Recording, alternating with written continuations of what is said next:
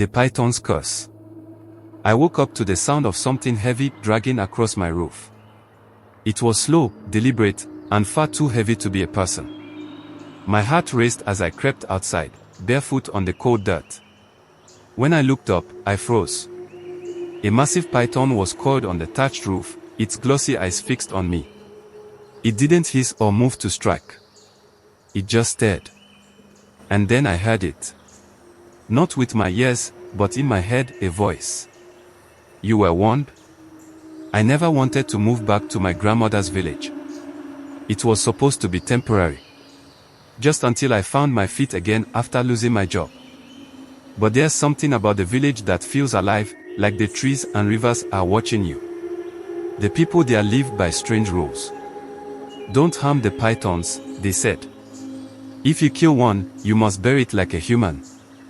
If you don't, Amụo, the snake deity, will curse you. I didn't take it seriously. Neither did my cousin Obi. He was the kind of person who thought he was too smart for village traditions.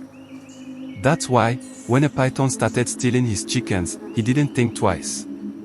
I was there the evening it happened. I heard him shouting and ran to his farm. When I got there, I saw the massive python lying dead in the dirt, its head split open with his machete. Obi stood over it, breathing hard. It's just a snake, he said, when the elders arrived and saw what he'd done. They begged him to bury it properly. Amụo doesn't forgive, one of them warned. The python is sacred. If you don't give it a burial, the curse will follow you. Obi laughed. Let the curse come, then. The curse didn't waste time. That night, Obi's chickens started dying. He found them in the coop, their necks twisted as though by an invisible hand. The next morning, his crops, healthy the day before, were shriveled and black. Within a week, Obi himself fell sick. His body began to swell, his skin dry and cracked, like the scales of a snake. The elders told him it wasn't too late. If he buried the python, maybe Amụo would spare him. But Obi refused. It's just a coincidence, he said, even as his voice turned hoarse and he struggled to breathe. I stayed with him the night he died. I wish I hadn't. His body twisted in ways that didn't seem possible. His mouth hung open, his eyes wide in terror. When we moved him, we found something under his body, a perfect snake skin, as though something had shed it there. I thought it was over after Obi died. I thought the curse had died with him. I was wrong.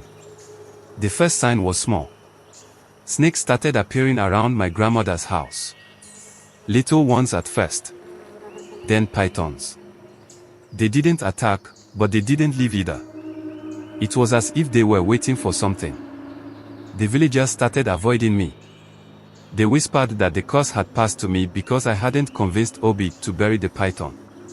Then the dreams began. Snakes coiling around me, squeezing until I couldn't breathe. When I woke up, I'd hear that dragging sound on the roof. Always the same, slow and deliberate. One night, I couldn't take it anymore. I stepped outside, and that's when I saw it, the python on the roof, staring down at me. You were warned, the voice said again. The elders told me there was only one way to end it. I had to bury the python Obi killed. But when I returned to the forest where it had been left, the body was gone. Only its bones remained, scattered among the leaves. I dug a grave that night, my hands shaking with every scoop of dirt. The snakes were everywhere, watching silently. When I finally placed the bones in the ground, the air grew cold, and I heard the voice again. This is not enough. The next morning, the snakes were still there.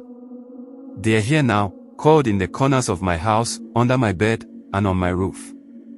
I've tried leaving the village, but they follow me. I don't know how this ends.